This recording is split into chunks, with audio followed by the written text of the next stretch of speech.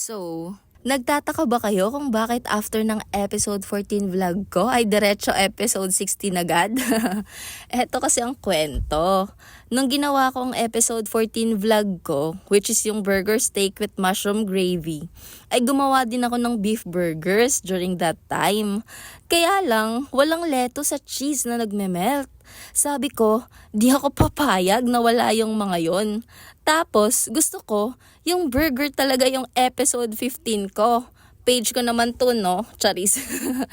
Kaya naman, di ko muna in-upload ang ginawa ko dati. Until, kagabi, gumawa ulit ako na kompleto ng ingredients. Yay! Grabe talaga, isang burger lang ang heavy na. Busog. Paano? Patis pa lang approximately 122 grams na. Panalo din ang sauce, I swear. So sa mga natakam dyan, gagawa ba kayo mamaya? Or bibili na lang? Feeling ko mas okay gumawa. Go na!